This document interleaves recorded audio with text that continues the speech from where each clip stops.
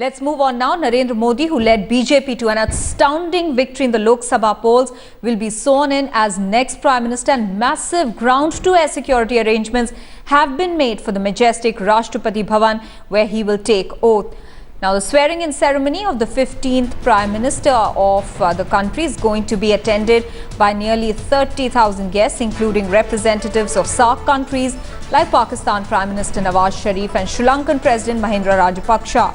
All the security arrangements have been made for the grand oath ceremony tomorrow. All drone and unmanned vehicles are not allowed in New Delhi, and Section 144 in fact will be imposed in certain areas tomorrow. मैं कहना चाहता हूं कि इसमें जो भी राष्ट्रपति भवन के आसपास जो एरिया है उसमें सारी सिक्योरिटी लगाई जाएगी, और जितनी भी बिल्डिंग्स है जो है हमको रिक्वायरमेंट है, south block, north block, rail भवन, वायु भवन और डलहौजी रोड के पास में जो भी बिल्डिंग है सारी बिल्डिंग को क्लोज किया जाएगा।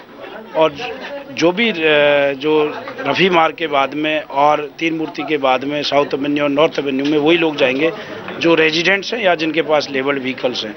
बाकी रूफटॉप पे सब पे स्टाफ लगाया गया है, कमांडो की भी तैनाती की गई है, एयर डिफेंस मेजर्स भी लिए गए हैं, और सारे के सारे एरिया में पूरे के पूरे पुलिस फोर्स की पेट्रोलिंग होगी। Police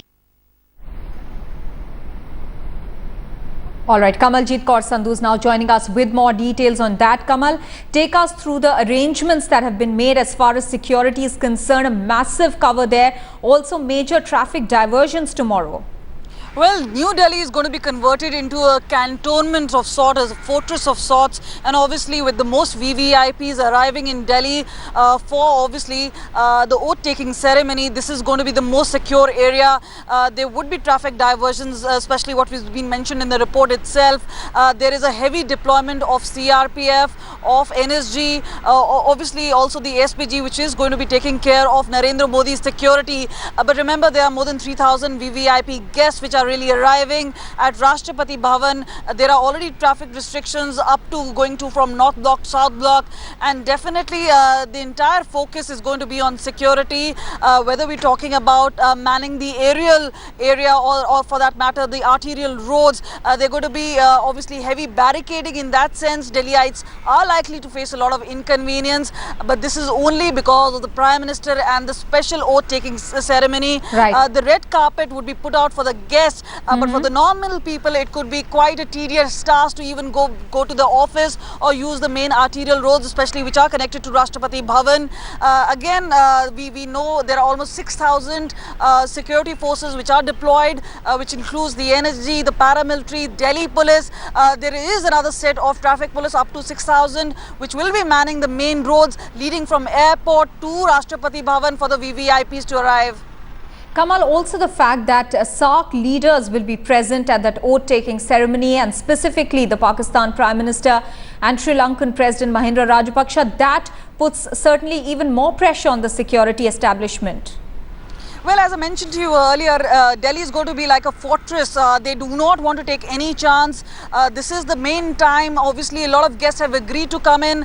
They do expect that sort of security. And that is why what we saw is from man point to man point, we're going to be seeing unprecedented security. A lot of Delhi police, CRPF, we're also expecting the NSG to be deployed at main areas. We also know besides the deployment, there are going to be men in civil uniform which would be actually standing in between. There will be a minute-to-minute update. We also know as far as the security in Rashtrapati Bhavan is concerned, is being specially manned by Amitabh Paul, who's monitoring along with security forces and also the police.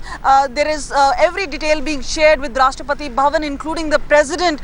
So yes, they do not want to take any sort of chance. This is a matter of prestige for India, and VVIP is coming here. We can expect an unprecedented security. Besides that, what we also know, there would be main dishes and delicacies for the SAARC heads of state, but definitely security is going to be main point of view in this particular case. All right, the capital will turn into a fortress tomorrow, almost like a cantonment area with heavy security deployment for the oath-taking ceremony. Kamaljeet Kaur Sandhu, many thanks for getting us those details.